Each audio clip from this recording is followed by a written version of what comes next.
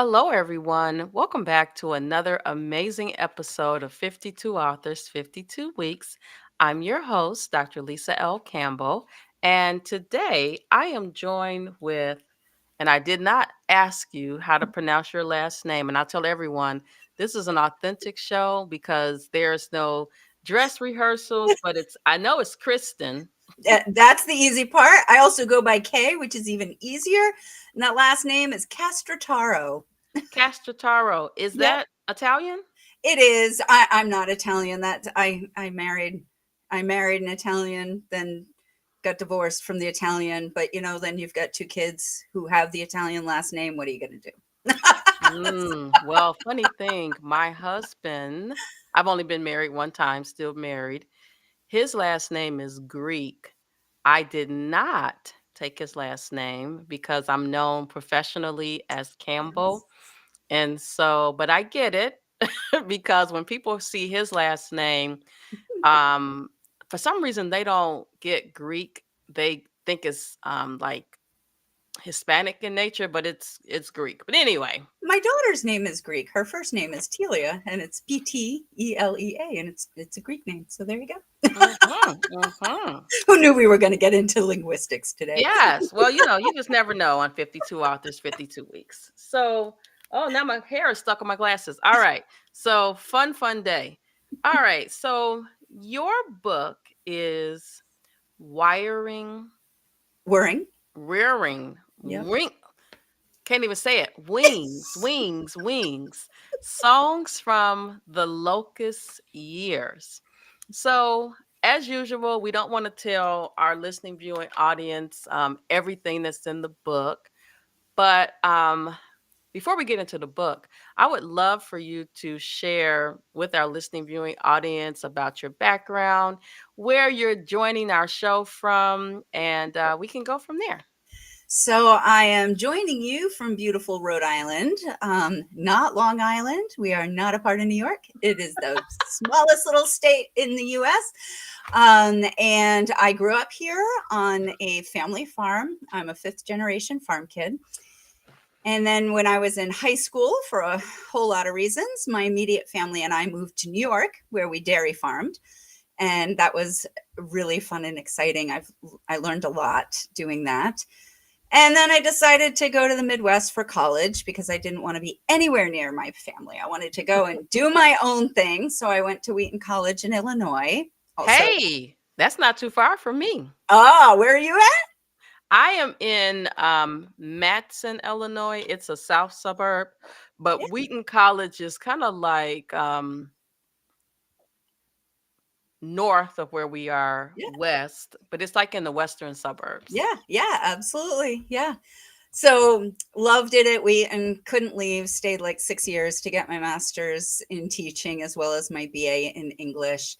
And then I moved to Wisconsin and taught over the border in Illinois for a couple of years until I realized that, wow, I really did not like the school setting. Like, I love teaching, love teaching, love giving feedback on writing, all that kind of stuff. Really hate the school setting. So I did what everybody does. They go home to lick their wounds and figure out what they're going to do when they grow up. So I came back to the family farm and I worked there full time for quite a while. And then I got a job at the University of Rhode Island doing agricultural extension, which is kind of funny because, that job, I was supposed to be helping farmers with all of their pest problems and their farm planning and all of this stuff. I did not have any formal training in ag. I just grew up farming. So, I had acquired a lot through experience, but I also had to learn a lot. So that was really fun. That's where I met my ex. And then we got divorced and I'm here in Rhode Island still. And I had to figure out how I was going to make a living because I had been one of those traditional stay-at-home moms. And yeah, so I went back to something I had started a while ago. I started writing again. I was freelance writing for some farm papers, and went through burnout. have some children with some struggles, and so I got totally done in and on the other side of that burnout, my book was born. So Oh that's my gosh. I love that. I absolutely love that. So there's a couple of things you said, and that's one of the things that I really love about 52 authors, 52 weeks, because we don't have a meeting to plan the show. We literally, you show up for your recording time and we go for it. But there's a couple of really powerful things that you said. So number one, even though you didn't have the formal education, you grew up in the farming space. yeah. And I believe in the mindset of no experience left behind. Ah, I love that. And because I think a lot of times we devalue our experience, like, oh, like for example, in 1989, I was a manager at McDonald's, 1989 I to worked at 91. McDonald's for a while I was teaching. And so, but at McDonald's as a manager, I learned how to manage people, processes, resources, and I don't take that experience for granted. And when I got my first director job in healthcare, I asked the medical director, I was like, why did you hire me as an outside person to the organization? And he was like, well, I figured if you could run a McDonald's, you could run this department. And we chuckled about it. And I had some great. I had a great time there, but eventually left to start my entrepreneurial journey. So no experience left behind. I think is a really great, powerful statement because Mm, we often devalue our past. yeah. Now, the other thing that you mentioned was just how you had to navigate life's complexities. And on the other side of it, here you are still smiling and you got a book out of it. And so I think that those are powerful statements because for me, it's like the little things in life is what I'm so grateful for because had I not had those experience, I wouldn't be able to help others. Oh, 100%. And it's interesting what you were saying about that lived experience and how that's not wasted. Because last year in February, I started my own business. I'd been freelancing beforehand, but somehow like freelancing as a consultant didn't seem like a business. How silly is that? Because it really is. But this business like has its own identity and its own like mission in the world. And so when I started that, there was a lot of angst because I wasn't sure that like I'm using therapeutic writing techniques, even though I'm not a therapist, but I'm more like a paraprofessional, I guess you would kind of call me, because I have all these skills, but I don't have that degree behind me. I have a bunch of training, I have a bunch of experience, I've all this kind of stuff that I can bring to serve people and to help them make their lives better and more efficient and more peaceful. And yet I still struggle to own that that is a real thing and that I really have the ability to do that, because I don't have like the DR before me or all those other things. I got an MA in teaching. I don't know why that doesn't seem to mean enough to me, but it's really interesting how our brains can kind of trick us into being so hard on ourselves. And two, I love what you said about let's not devalue our experiences, because I mean, I'm coming up on 50 in a year and a half. So it's like if I haven't learned something in half a century that can help other people, what have I been doing for 50 years? So, Oh my goodness. So again, some more powerful statements. So number one, I tell people all the time, the one and only reason that I am Dr. Campbell today, why I have this PhD is very simple. 2002, I got a full-time job at a local community college. I had my master's degree at that time. And I came out of healthcare, right, to go teach. So I asked the HR manager, how do I make more money around here? Because this gig is not paying enough for me to Yep. sustain my family. And so she said, well, you got two options. You can get a second master's degree. And I was like, oh no, I don't want to do that. She was like, oh, you could, or you can get a doctorate degree.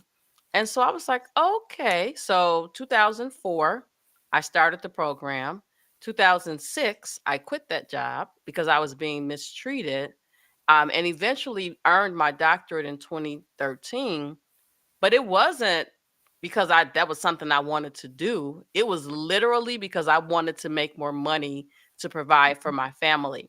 And I said that to say that a lot of times when people see the title, they don't understand the why and they make assumptions. But I am here to tell everyone that with or without, the doctorate degree, I'm still enough. I Yes. was born with enough. I love All the skills and the talent and the abilities that I that. have is definitely something that God gave me. Yeah. And so I don't take it for granted. And if you take the degree away, I'm still going to be the same person. That's right. And that's really it. As I keep getting trained and stuff, because I'm also just a lifelong learner. I love to learn. I'm a little strange that way. Me But too. but the more I learn, I'm like, wow, I have so much knowledge and experience behind me that I'm always gleaning little things, but so much of it is no longer new to me. And so I sit there sometimes and I say, you know this stuff. Like you know it. So just trust the fact that you've used it and it works for you. Like if it works for me, it can work for anybody. Absolutely. If deep breathing Absolutely. saves my life, it'll save your life. I'll help you. And see, that's what it's about. It's really about us being of service to others, Yes. right? I always think of myself as the person who is here to lead, empower, and transform the lives of others because that's when I'm operating in my true assignment in life, right? And funny thing, 2002, 2003, 2004, leading up to, I would say, 2022, I was always just on this hamster wheel, working hard, making more money, very comfortable until, so I'm just going to tell my age because I'm past the 50 mark, even though I don't look past, You do you not. know, My goodness, um, you're gorgeous. 35. Of course. Uh, but I've realized that having all the things is not my true calling, right? Because the things can't help you when you're trying to help someone else. And Yep. so I've really repositioned my life where I don't have to be busy all the time. My husband is like, I don't know, he's kind of teasing me like, it must be nice to just get up every day at 8:30 cuz now I'm not like, getting up so early and trying to do all the things. Whatever I can get done throughout the course of the daytime hours, that's all I'm doing. Um I'm being very intentional about pouring into my own cup so Yes. that I am able to help others. Yeah, that self-care thing is one of my huge, huge passions. It's why I love journaling strategies, like strategic. And I use therapeutic because they do have a therapeutic basis. I'm always afraid to use that though because I don't want people thinking I am a therapist because there is a big difference. Like, I Therapeutic have means to I have treat, two great right? therapists. I have a husband and wife team of therapists who are real therapists and they are amazing. And the growth that I've gotten since I've been using journaling techniques to support that has like exploded because then I can take all this and learn it a different way. But the taking care of ourselves, that's where we, especially as women, I feel like we really, really miss the boat because we think we have to serve everybody else to the exclusion of ourselves. And, everybody keeps using the put your oxygen mask on first, but it's actually true because if you're starving, how are you going to feed somebody? If you're gasping for breath, how are you going to do CPR? You can't do these services for people if you don't have what you need to be healthy. And yeah, it's a huge passion of mine. So Oh yeah. And yeah, I mean, and all over that. honestly, I don't think that you need to go to school to be a therapist to, be able to help others, because let's just face it. There's this negative connotation or, stigma associated with therapy. Mhm. People think it's such a bad thing, right? So if you are the vehicle to help someone else grow through whatever they are going through, why not Mhm. do it? Oh, love that. Thank you. I'm owning that. I'm putting that right here right now. Thank you. Yes. So listen, we only have about like 14 minutes Oh, left. So let's now read we the need to book. get into the Let's do book. it.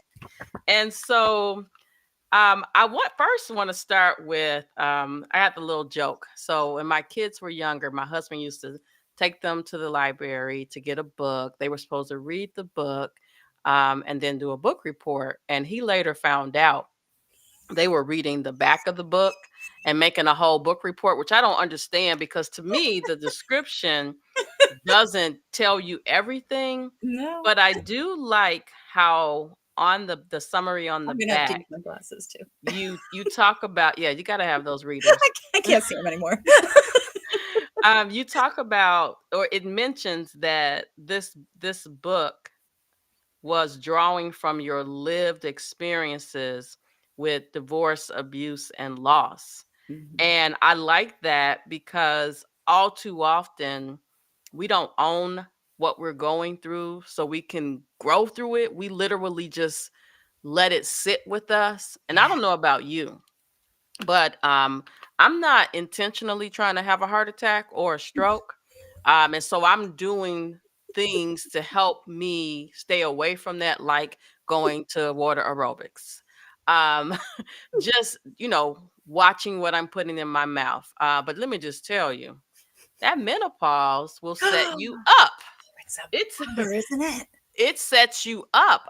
That's a conversation all by itself that we don't Yeah, even it want to is. get into, but 'cause, you know.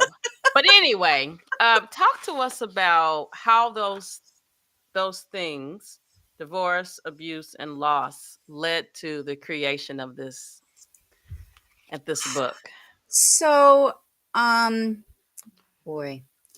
Okay, so I guess I'll start with the first with the poem that the title is from, because that's probably the easiest way to come. So, Whirring Wings, Songs from the Locust Years, is actually a reference to the Bible passage that I have at the front, which is the epigraph.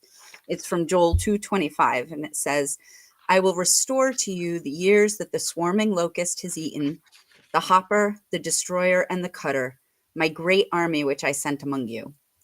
And at that point, my son and my daughter had experienced physical abuse by my ex, and it was like a month after our divorce was final. So it all kind of happened together. He had the kids; they came home with marks on their face, and then I'm like, "Welcome to DCYF," the place that no mom ever wants to go.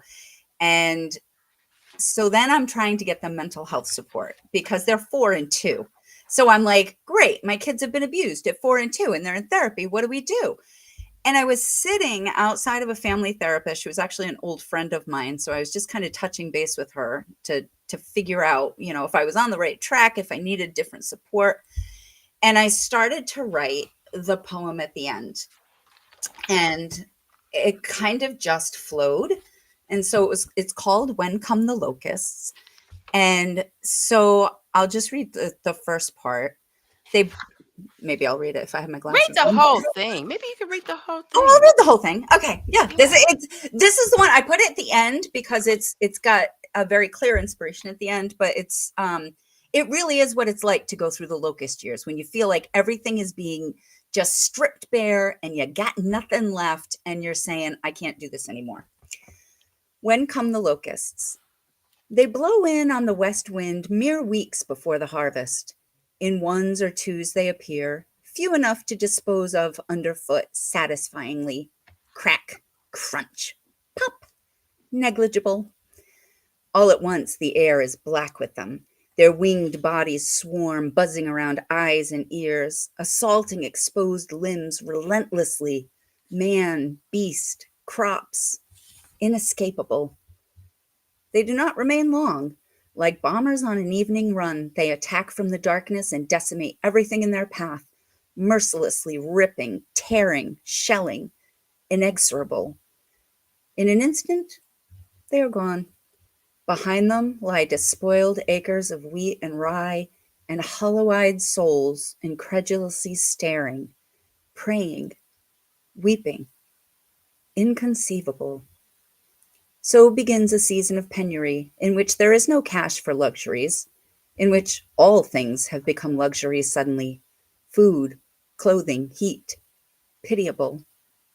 This is not the end. There are those who persevere, who refuse to give in and insist on starting over once again, heroically sowing, growing, reaping, invincible. I love it. I love it. I got this new chair. I'm trying to get comfortable in this new chair. It's like bigger than me. My feet are barely touching the floor. But anyway, love, love, love, love the messaging behind that, because what you have illustrated is those seasons that we're going through, the storms of life, Mhm. and that the things I once valued as luxuries have shifted, right? Mhm. Being able to eat, just eat Yeah. things has become a luxury. And I think many of us, as we navigate life, we get caught up in what the social media tells us are the things we should have. We look at individuals with influence and all the things that they have, not really realizing that those things don't make you truly happy. Happiness is in here. Yes. And when we And there's go, research. There's research to back that up. Like, I have read research that says that once you have like your daily necessities, you can pay your bills, and more money doesn't make you happier.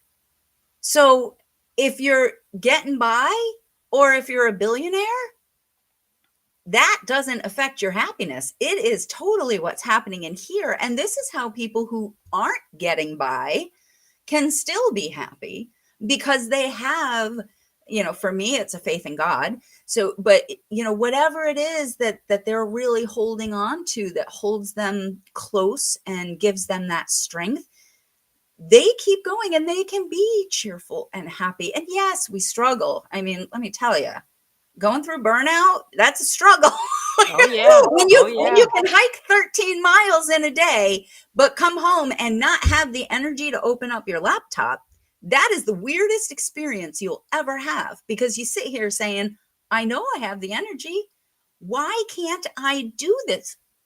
Because that's burnout. That's when you've done too much, you haven't taken care of yourself, and now your body says, I'm done, I can't mm, think anymore.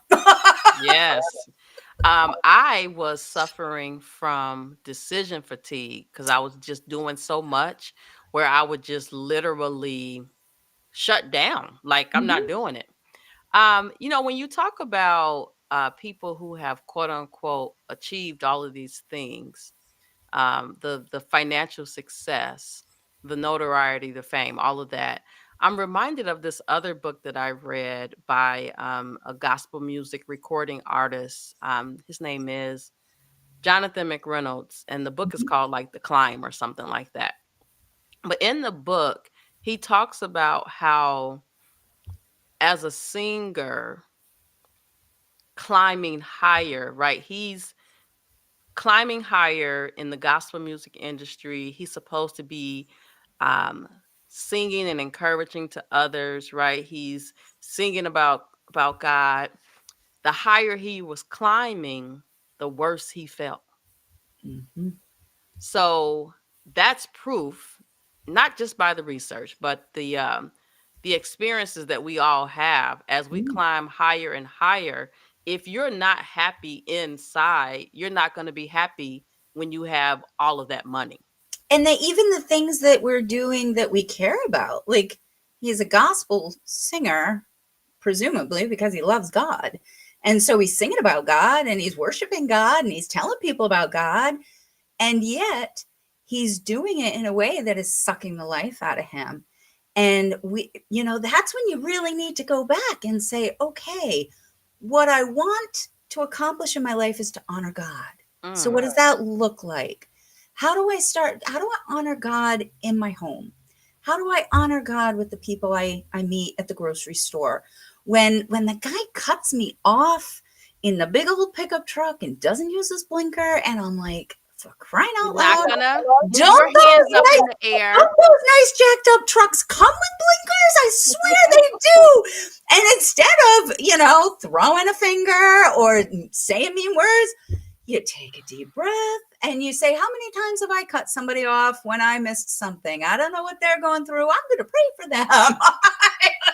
Have a good day. Pray Absolutely. for myself. Pray for all of us. Like, and just shift that mindset, because that's a choice. Again, that's the choice that we have about being the person we want to be in the world.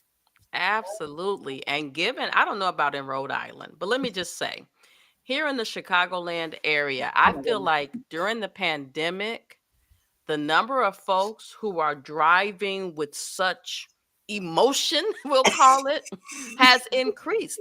I'm like, why must thou drive that fast when it says 30 and you're doing 50 and 60, right? Like, did you leave home late? Is there an emergency? But whatever their thing is, I just stay focused on God. Please let me get to my destination in one piece, in my right mind, and let them do them. Yeah. To the extent that sometimes you see them coming from behind you really fast, I just kind of don't panic. Let me just stay in my lane because I know they're going to zip around. But I think as you get older, hopefully you develop that sense of self awareness. Now, listen, when I was younger, I'm just going to be honest. I would lay on that horn, burp, burp, burp.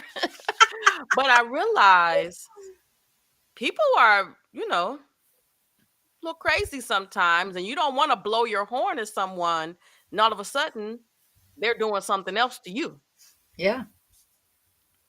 Well, there's so much wisdom in the treat others the way you want to be treated. First of all, it's just a safer way to behave. Like, because as you say, you don't want somebody swearing at you on the road, especially, all the times that, we just lose it. We're focused on something else. All of a sudden we're like, oh my gosh, I didn't see you come. Like, all kinds of things happen. We want grace to us, right? We don't want people to be giving us a hard time because maybe we just had a fight with our kids and or spouse, if you've got one of those, and you're just not in your best frame of mind. And so a little bit of grace goes a long way. You know? Yes. Well, listen, we're almost out of time, but I have to Mhm. ask you a question Okay. because some of our listening viewing audience may not understand the concept of songs from the Locust Years. And Mm. I jokingly asked you, are we going to sing on here? Um, but explain that just a little bit because we're like literally almost out of time. But I really want them to walk away with knowing kind of what to expect in the book. And I want to show everybody. Don't ignore my type A stamp that I says this is love from it. my Are you kidding? personal I love library. it. I love But it. the songs from the Locust Years, explain that for our listening viewing audience. So, traditionally, a lot of poetry has been used in song, as we know. Like every song you hear on the radio is a poem in one way or another. So, rap. Oh, Eminem, who I was never a big fan of, but boy, you read about him. He is an amazing, amazing poet. And so the songs are talking about the fact that it's poetry. The locust years are saying it's come out of all of the hard things that either I or those around me have heard. And the whirring wings is the sound of locusts. So if you've ever heard like grasshoppers coming over your head and they're going, brrr, and then imagine that with a whole slew of them. That's that whirring wings that comes across and it kind of gives you shivers, and you start to say, oh, this is a scary sound. I don't like this sound. But then you can turn that into a song of rebirth and something new and exciting. And so if you have suffered miscarriages, there are some poetry in here for you. If you know somebody who's committed suicide, there's a poem in there for you. If you've been through divorce, there are a couple of poems in there. If you or someone you love went through divorce, my daughter's got a lesion on her brain. Yep, there's a poem from the perspective of the lesion. Mm. Who knew? Wow. It's amazing how With hope. when There's always hope too. yes, it's amazing how when you're going through, if you take a step back, how much you can actually see and hear from God when you quiet down the noise. He will give you the words to say, but you have to be able to submit to silence and submit to the journey that you're on in order to grow. And I wrote this. I mean, it ended up being a form of therapy for myself, but I also wrote it because I wanted others to be able to be raw and real about their grief, and also to see hope in it, because I feel like it's really easy to find one or the other. And this, it's rooted in my faith, but not all of them talk about faith, and they're rooted in agriculture, but not all of them talk about, farm stuff. It's just yeah, pretty much you see this, only you see her crying. So, Yes, I love it. Well, there's a couple of takeaways for me. Number one, if we run out of food, I now have friends in Rhode Island. My husband actually has been talking about, first of all, neither one of us have a green thumb. And as you know, the weather here in Illinois is not always warm. So, but he's been talking about growing some of our own food. mhm. We just got to kind of figure out who's going to do what. I mean, I'm really good with the coordinating part. The doing part is where I'm like, I don't want to put my Start in hand in the pots. ground. All right, I'm going to give you, here's my farming advice. Start growing in pots. So get like 2 or 3 gallon pots. Don't, if you've never grown before, don't Not even at all. bother turning up that ground. No, that is way too much work. Start off first with just good potting soil and put your seeds in there. You're going to reduce your weeds. You're going to know exactly how much to water them because you're going to be able to feel it. It's going to be so much easier for you. And if you don't like bending over to harvest, you can actually like put them up on benches so you can walk down and you can pick stuff up instead of standing on your head like those of us who grow out in the field do. Mm. And what should I start with? Something simple. Oh, see, everybody starts with tomatoes, but I don't like tomatoes. So I wouldn't grow tomatoes. My But husband loves tomatoes, then you would want to grow but I tomatoes. would prefer something else. Cucumbers. I think cucumbers are a good In start. a pot? Yeah, sure you can. I know a farmer who has got hanging pots. He grows his cucumbers in hanging pots hooked up on the cross beams of his greenhouse, because then they hang down the side of the pot and he can go and he can pick the cucumbers standing up. Oh my Genius, gosh. right? Game Genius. on. I must grow. Listen, 2 pots is easy, right? Just Yeah. cucumber, tomato. We definitely it's something that we acknowledge that we need to do. And just hearing how to start small, it's the little things for me Yeah. that allows me to take, steps to move forward. And a little herb garden if you like herbs. You We can, do like those are herbs. nice. You can do them right in the house in the windowsill. Yeah. You know what? I'm putting this on my list. My biggest fear about growing in our backyard is, the raccoons, we have a fence around, but the smaller animals Oh can get yeah, no. in. And raccoons climb. They just Yeah. go right over there. Yeah. Yeah, I'm not a raccoon fan Yeah, we're because gonna have to figure that out. But grow up in listen, before we go, I would love for you to tell our listening viewing audience where they can get a copy of the book, where they can find you. Sure. So you can find Whirring Wings and my children's book, Grandpa's Farm Has Lots of Saws, also based on real life on the farm. You can find them both on Amazon. So if you actually just look at I've got an author page, Castrataro. You should be able to find that. You can also find me online at like pen, hyphen, light, like the light that shines.org. And I that's me. love it. I love it. Well, listen, it has definitely been a pleasure and very fruitful, I might add, to connect with you on 52 Authors, 52 Weeks. I am going to hold myself accountable to the cucumber and the tomato because that just seems a great place to start. Yep. And one of the things I know about planting the seeds and watching them grow, that it's so worth it. Yes. Oh, absolutely. And it's so fun to watch them like stick up their little cotyledons and they come out and oh, they're very cute. Yes.